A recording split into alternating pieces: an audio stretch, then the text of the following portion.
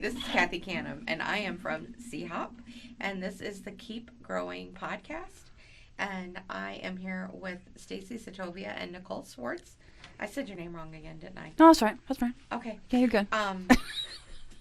Sorry, this is the third one we've recorded, and I'm getting a little loopy. It's a little warm in here. It's warm in I here. get to go home after this, don't I? No, it's only 10:15 in the morning.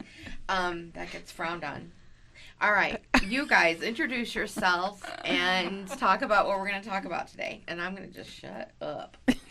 Well, I'm Stacy Sattovia. I'm a faculty member in internal medicine. I'm a hospitalist, and I do continuing professional development work for CHOP and our Office of Continuing Professional Development. And I'm the director of Culinary Medicine. I am Nicole Swartz. I am the chef of Culinary Medicine. I have been a chef for 20-some years now, 14 years as a pastry chef in Chicago, a pastry chef here in Springfield, and most recently I was a culinary arts instructor for junior and senior high school kids. Yep. Nice. Yep. So we're going to talk about fiber. The F word. The F word. Yeah, I love that. The good F word. And when you guys talk about fiber, you make me want to go eat fiber. Mm-hmm. So don't leave, people. This is actually pretty cool. This is pretty cool. So. Okay, yeah. so I'll start, and then Nicole can jump in. So we talk about fiber a lot in culinary medicine, and I joke that we try not to math nutrition a whole lot in the kitchen because I don't think that that's entirely successful. But we do talk about fiber, and we talk about numbers when it comes to fiber. So fiber is one of the things that Americans don't eat enough of. The average American consumes less than 10 grams of fiber a day. The research shows us that we need to consume 40 to 50 grams of fiber a day to really start to see cardiovascular benefits and decreased dementia rates and cognitive resiliency.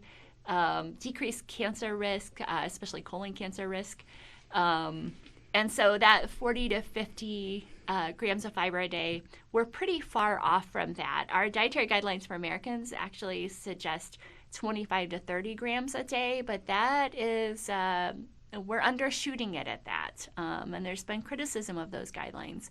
Those guidelines, or that number is really only enough to prevent constipation.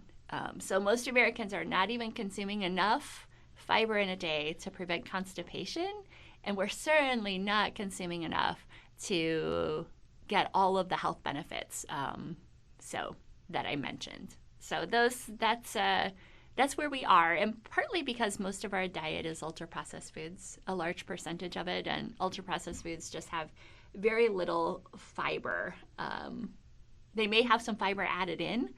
For example, you can buy a granola bar, you can buy cereals that have added fiber, but it's not the way that it existed in the original food matrix. So the jury's out on whether or not that helps you meet your fiber goals entirely. Yeah, when you said granola bar, I was going to ask you, is it still legit fiber? Because I know I've always heard you look at like protein on there and they say, well, if somebody tries to say it's like 40 grams protein, your body really isn't even absorbing that anyway. So I wondered if it was the same with fiber. Yeah, some of that fiber is, what your body seems to want and seems to do really well with is a whole range of fiber. And fiber is just when carbohydrates become structurally super complex, that's fiber. And so your body really needs a whole range of complexity when it comes to fiber. So a whole bunch of different chemical structures of fiber. And the only place you really find that in is food that hasn't been, run through a processing plants, for example. And so, like oatmeal is just loaded with really fantastic fibers. The fiber that's added into like a granola bar may not be. It's kind of, they tend to add one type of fiber, so one chemical structure of fiber. So your body's not getting that whole range of complexity. And so, but it's probably better than nothing. And it probably does get you closer to those fiber goals. But eating some nice whole grains, eating fruits and vegetables. Eating plants is a really fantastic way, obviously, to get a lot of fiber. So that's where we are. But we do spend a lot of time in the kitchen thinking about how to add fiber. Well, I mean, for me, like powders, people like to, take an easy way out and have a powder of fiber powder or, some kind of powder, protein powder. Yeah. So for me, it's like, how do you turn that piece of broccoli into a powder? You can't really. So it's better for you to eat that natural piece of broccoli than it is to consume those powders. But there's fiber everywhere. I think that's a lot of things that people don't understand. Tons of foods, whole natural foods have fiber. I have my bowl of oatmeal every morning. Strawberries, fiber. Broccoli, fiber. Whole grains, fiber. I have to drink a lot of water every day now because I have realized how much fiber is important. As we talked about in our previous podcast, which you should listen to. Fiber not only makes you feel more full, it helps with sugar, your absorption. Yep, sugar absorption. Yeah. So there's a lot of things that fiber does that is very important and needed, and you can find it very easily in food. Tell me more about why you drink a lot of water. Because if you eat a lot of fiber, things will not pass as easily. So you don't really notice it in the moment.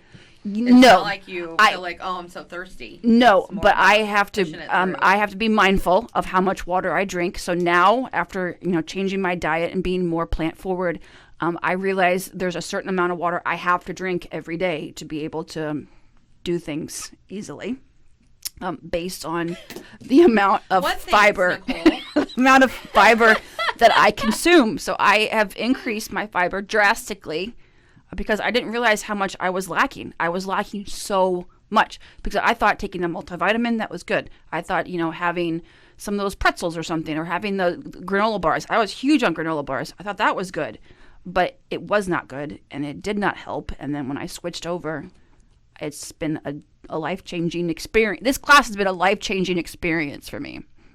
It really has. Can you give me an example of what one day of meeting your fiber goals could look like? Oh, sure. So, it is hard in our current food system to get 40 to 50 grams of fiber a day without being intentional. And it's just partly because over the last 67 years, our diet has kind of become what it currently is, and it's low fiber. So it, the system's kind of set up against us in that way. But if you're thinking about really good sources of fiber, obviously all the fruits and vegetables that you can, but legumes are a fantastic source of fiber. We have people complete this little worksheet of how much fiber they ate yesterday, and if you think about, and then there's a serving size and then a multiplier, and then you can add that up and get your fiber content for the day for what you ate. And the difference between a white pasta and a whole wheat pasta is whole wheat pasta has 2.5 times the fiber of white pasta. Legumes have 7 times. They have 7 grams of fiber per serving, which is just enormous. And so legumes are a really fantastic way to start to meet your fiber goals. So when we're doing breakfast in the kitchen, we're often talking to people about whole grains in the morning. And there are so many whole grains that are really fun to play with. We make a teff porridge that's really good. We do oatmeal, we do overnight oats, we do regular oatmeal in the morning. And then, not to mention muffins and pancakes. If you swap out about half of the white flour with some whole wheat flour, you've doubled the fiber content of whatever you're making. We make smoothies, so if you have a couple of types of fruit and throw in a half a can of white beans, which we often do. And you can't taste them either. You can't taste them either. You cannot taste them at all. And you can throw oatmeal in a smoothie. You could start with 10 grams of fiber first thing in the morning, which is pretty fantastic. Yeah. And then from there, it maybe becomes, culturally a little bit easier for us. The flip side of that is you can eat McDonald's and not consume maybe 1 gram of fiber in a whole meal. So yeah, it really, you do have to be pretty intentional to hit those goals. Unfortunately, it's tough. I'm texting my daughter oatmeal and white beans. And then, of course, ignore. She's my notebook, I guess. No, I love that. I would have never thought you couldn't taste white beans. No, cannellini beans are fantastic they're just very neutral. I mean, you get into the black beans and it's a little bit, they have a little taste to them. But we've done chickpeas, which are pretty neutral. Cannellinis are very neutral. Yeah. And you can add them. We did cannellinis in our smoothies, couldn't taste them. We've done them in a cake, a lemon blueberry cake, can't taste them. So they are ones that are very easy to hide in things. And they're Have you pretty put them in soft. scrambled eggs? No. Oh, No. great idea. I don't know. I don't know. I mean, you can mix them in, Sure, but we added them into like little omelets. yeah, I'm trying sure. biscuits and gravy right now with beans Oh, okay. instead of sausage. I'm just thinking, because I usually add spinach into a lot, like my smoothies, Yeah. and you can't taste it. Yeah. And so, of course, I put them in my eggs, too. So I'm like, oh, maybe I could also add eggs. You Or certainly you could. try. beans. Give it a try. You can try. So- Great idea. Yeah, okay. But I think a little fiber is better than none. So however you can Yeah. increase it, for breakfast, for lunch, for dinner, however your meal plans are, just adding that one extra thing each meal, each Yeah. snack time that has fiber is, I think, helpful. Like, what kind of plant can I add Yeah. to what I'm eating? Yeah. And it could be something from the freezer. It could be something from a can. I mean, even just a handful of nuts, Yeah. and you're good to go. Oh, no, see, I never thought about nuts having fiber. Oh, I have really so, didn't know so that much. at all. I eat so many nuts now. And chia seeds, flax Oh, yeah. seeds. Chia seeds are easy to sunflower add seeds. into anything. Yeah. Easy. How many chia seeds and or flax seeds do you need to add? Because I do. You have to be mix it careful, in though. You have to be my careful. Because they're kind of high in calorie too. Well, So I mean, how more much? it's that binding quality that it has. So I think a tablespoon is where you shouldn't max out at over a Okay, tablespoon. I don't even Yeah, think I put it'll that just much in. it'll just suck up the moisture of whatever you're putting it in. But if you're eating it quickly, it doesn't. I usually put it in like my It's okay. my yogurt or my Yeah. cottage cheese or something. Yeah. That's So fantastic. so if it's only like a teaspoon of each, Yeah. is that actually still adding?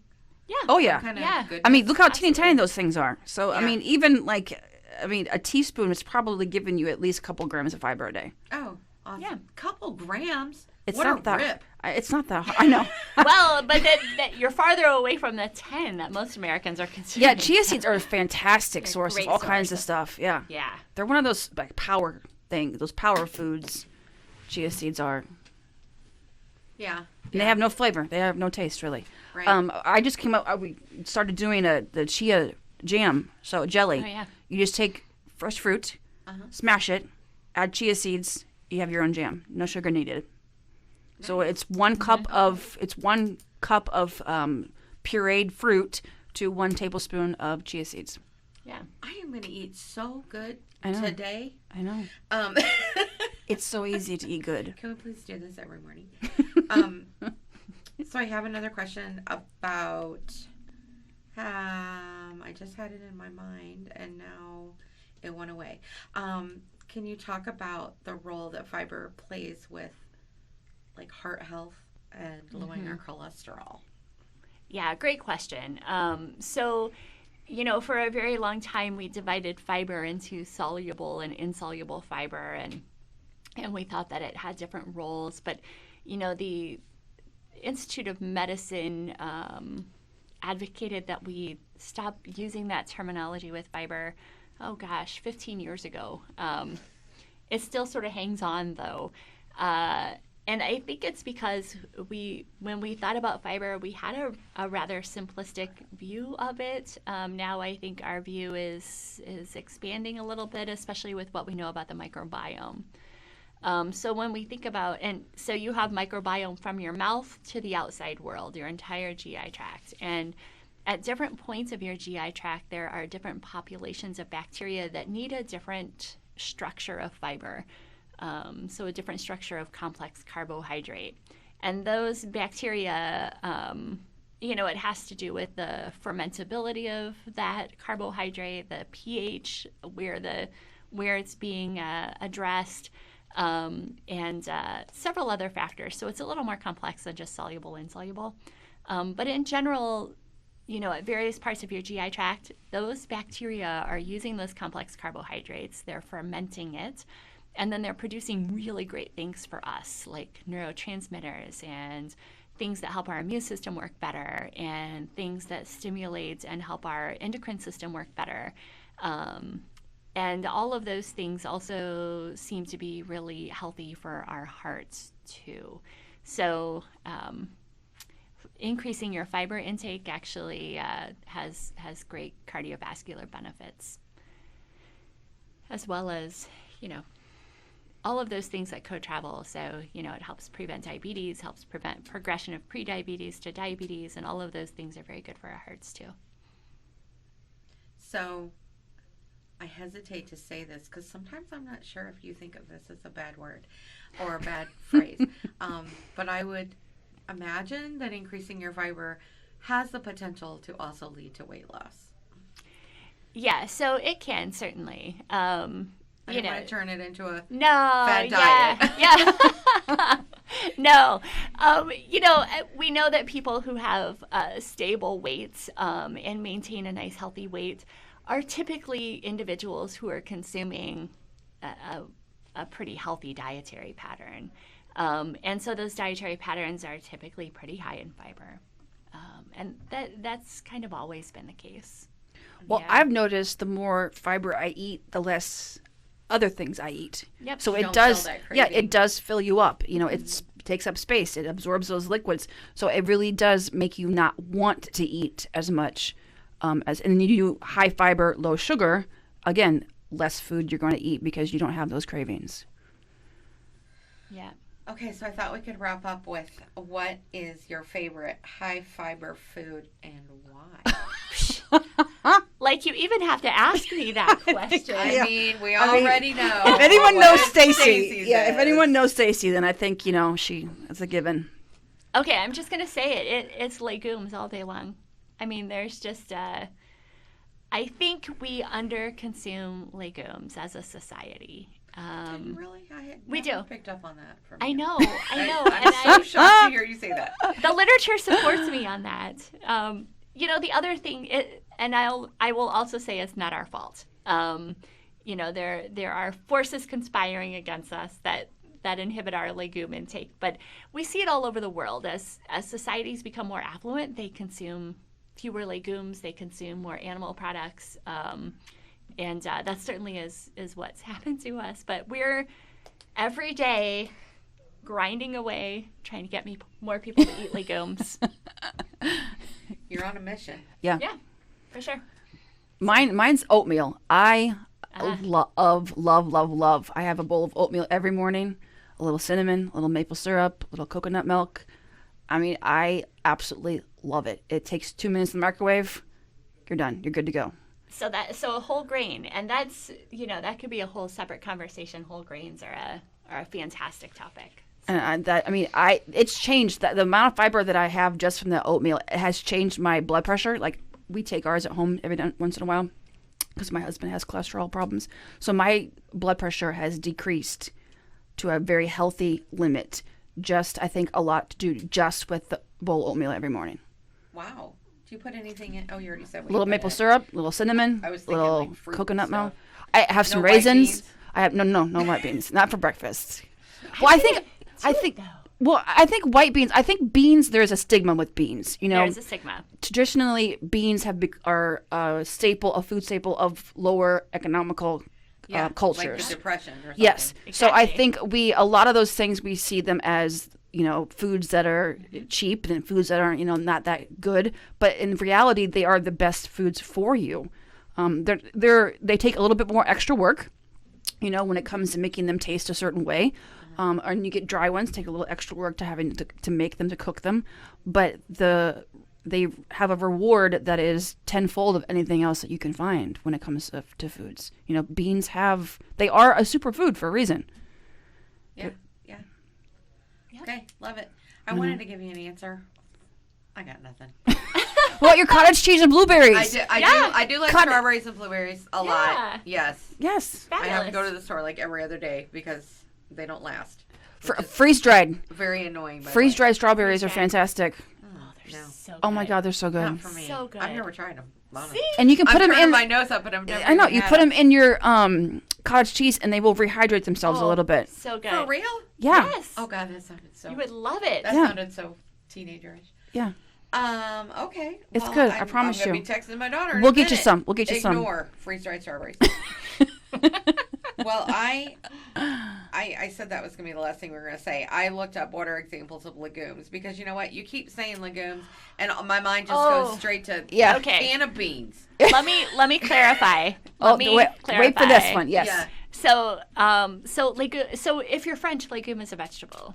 But in the United States, we kind of use legumes to describe beans, and there are culinary definitions of foods, and there are botanical definitions of foods, or fruits and vegetables, and the truth is we probably use a hybrid of those systems. But legumes are essentially beans, and so we can name a whole bunch.